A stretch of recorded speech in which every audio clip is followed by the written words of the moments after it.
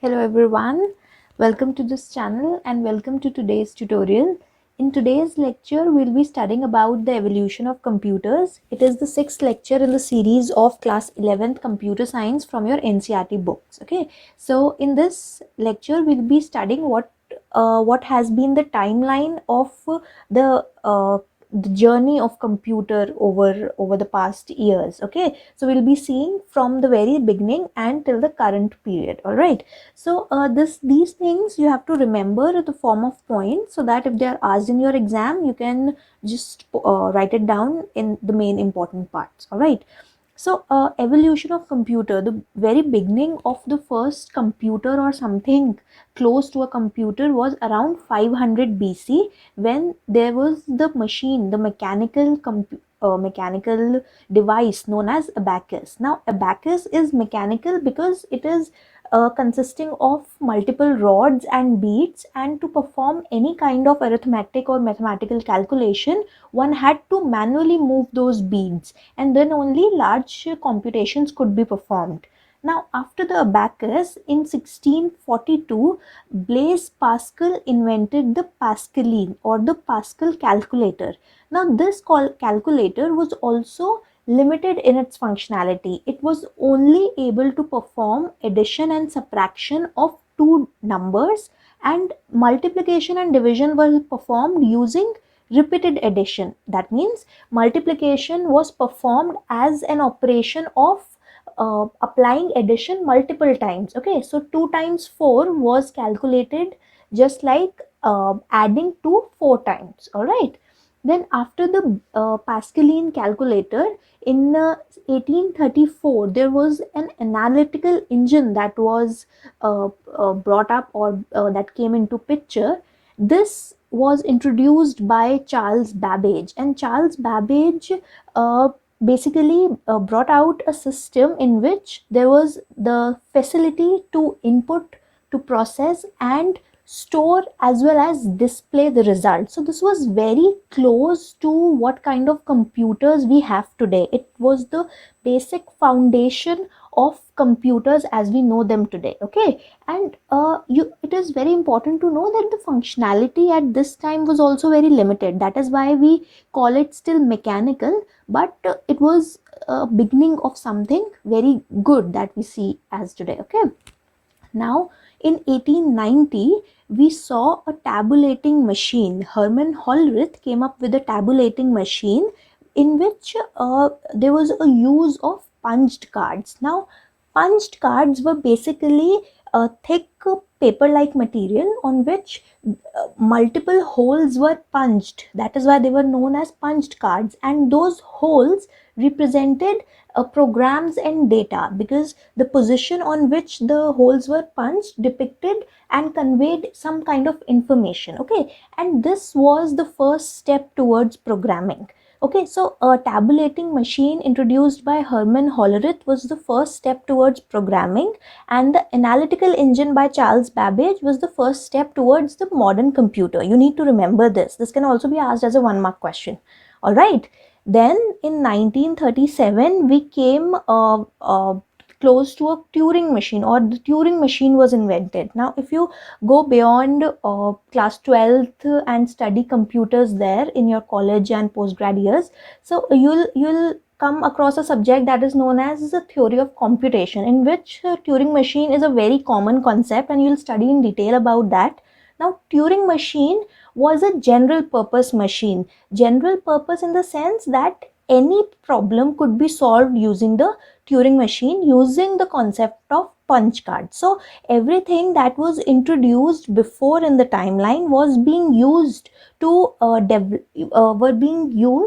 develop more modern concepts, improve the programming, and improve the computer system as it is. All right.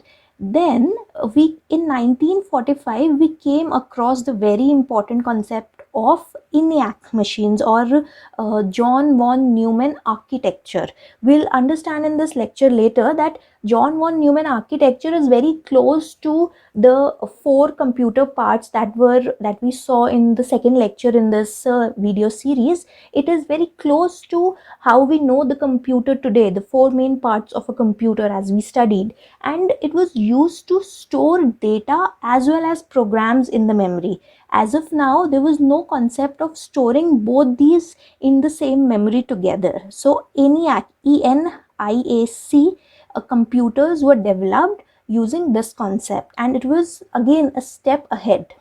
Now in 1947 there came the concept of transistors.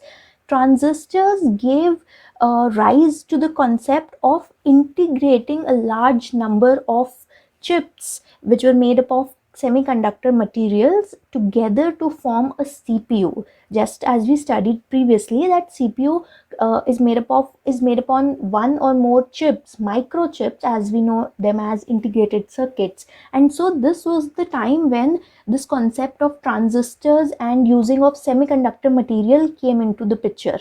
And in 1970 these transistors were then furthered by developing an integrated circuit. And integrated circuit is a silicon chip on which there is a very small area, small piece, small board on which the entire electronic circuitry has been built. So since the integrated circuit is a very small sized board, it is also known as a microchip. It is very miniature sized. Okay, so this was the timeline till 1970. Now after 1970, in 1980s and 1990s, what happened, we'll also be studying that. But before this, just as I mentioned that the von Neumann architecture is very important concept. See, John von Neumann introduced this architecture, which is the basis of the current computer as the modern computer we see today. So as you see in this diagram, there are the main parts that we saw previously: the input, the output, the CPU and the memory. Okay, so it is very close to what we have already seen. So this architecture is the basis that forms that was used to develop the modern day computer. So I'm repeating this again because it is very important in terms of your exam also, that if you are asked to write about the John von Neumann architecture, then you will be describing that it consists of an input, an output, a CPU that performs all the operations, okay, and a memory. Okay, apart from this, you have to also mention about the communication channels. What are the communication channels that help in the interaction between these elements, and which are used to send the signals or data between these elements? All right, so you have to mention about all 5 of these in the von Neumann architecture. Now the ENIAC computers that we studied, you have to remember the full form for this: electronic, numerical, integrator and computer. And you have to remember that it was the first binary programmable computer that was based on this von Neumann architecture. So firstly, you have to remember this architecture, and secondly, you have to remember that the first binary programmable computer that was based on this architecture was the ENIAC. And ENIAC full form you have to remember. So you have to be very careful about writing both these words, binary and programmable. See, binary and programmable basically indicate that the entire program, computer programming, was actually now being done in the form of zeros and ones, in the form of binary digits or bits, as we'll study further. Okay, now coming to 1970s and 1980s, as I told you that see, we have seen okay, what are punched cards. So in 1970 there came a concept of large scale integration. When integrated circuits were developed, after that scientists started combining a large number of integrated circuits into smaller boards, small size boards. So basically they started increasing the number of ICs, and they so basically they started increasing the number of elements on a smaller size of the chip, of the single chip. And when the size became very small, they started referring the CPU as the microprocessor. We have seen in the previous lectures that CPU is also known as the processor, but when you are putting the CPU on a microchip, it is generally also referred to as the microprocessor, right? And this growth of this increase in the number of elements on a smaller and smaller chip, this production, or this eventually what we can say, this growth was already predicted by the founder of Intel, which was Gordon Moore. Gordon Moore predicted that eventually in the coming years, the number of transistors on a chip would double every 2 years, while the cost would be halved. So, okay, so you will increase the number of transistors that were present on a chip and the cost would be halved. Okay, so this was the large scale integration. Now when this large scale integration was taken one step further, it became very large scale integration, which is also known as VLSI, which is okay. And again, taking VLSI a step further, it gives rise to SLSI, which is super large scale integration. So there is only one difference between these terms, and that is the number of elements that were being added to a smaller sized chip. Okay, so that is all that you have to understand in this. And this graph basically shows that how Moore's prediction or Moore's law actually proved to be true over the years.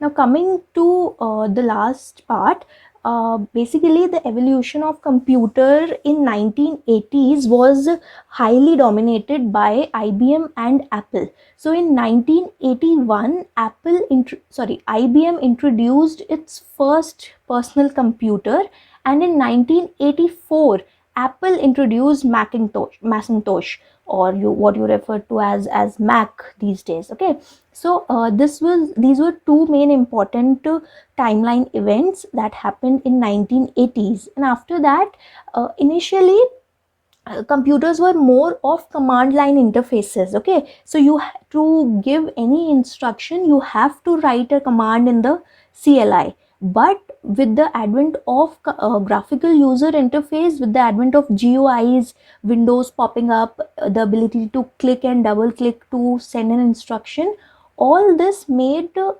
personal computers more popular and more usable. Okay, and finally in 1990s, when the World Wide Web was introduced to the public, the computers and personal computers became much more popular. Okay, so all this we are seeing how the computer has reached the stage as we know of it today. Okay, so lastly, after personal computers and desktops came laptops, which most of you use. Then it led to increase in the production as well as in the purchase, because they were more portable. And now we also use smartphones and tablets, which are miniature versions of computers, as we've seen in the first lecture as well.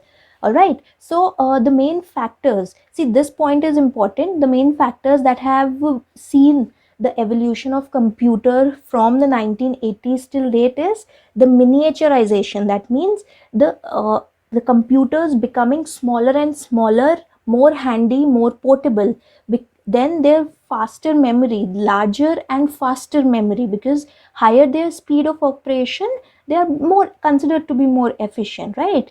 Then the connectivity mechanisms, the Wi-Fi connectivity, the Bluetooth connectivity, okay, that are offered these days. Now the present era is the era of IoT, AI and wearable gadgets. So IoT refers to the Internet of Things or objects communicating with each other on their own and carrying information. Then artificial intelligence basically refers to providing or inculcating human like intelligence into artificial objects. And apart from them, there are wearable gadgets, there are smart watches, smart bands that monitor your health, right? And these are these all have microchips in them. They are a small piece of computer that are programmed to do something specific. Okay, so this was the basic outline or gist of evolutions of computer over the years. I have summarized them for you in a single slide. So if you want to note it down, you can pause the video and note it down. And these are the main points that you need to remember. First came the abacus, then Pascaline calculator invented by Blaise Pascal. Okay, then came analytic engine by Charles Babbage, the basis of modern computer. Then came Hollerith's tabulating machine, the basis of programming. Then came Turing machine. Turing machine could program anything. It was a general purpose programming machine. Okay, then the ENIAC is very important because it was the first program from the John von Neumann architecture. Transistors, which led to the creation of ICs, and integration of ICs on smaller chips was seen in 1980s, which was large scale integration, very large scale, and super large scale. Then in 1981, IBM came out with their first personal computer, which was followed by Apple with Mac, and later we came to know of GUIs and WWW. इसके बाद आप you can write about the present era of IoT, smart gadgets, laptops, smartphones. So I have not written that. Alright, so this was all for today's lecture. In the upcoming video, we would be dealing in detail and studying about the memory, the types of memory, different memory units that we see in a computer, because understanding the memory of a computer is the basis of understanding computer programming in itself. And especially if you want to pursue a career in computer science, this will form a basis of many questions as well. So that's all for today. See you in the next lecture. Till then, mind your exam.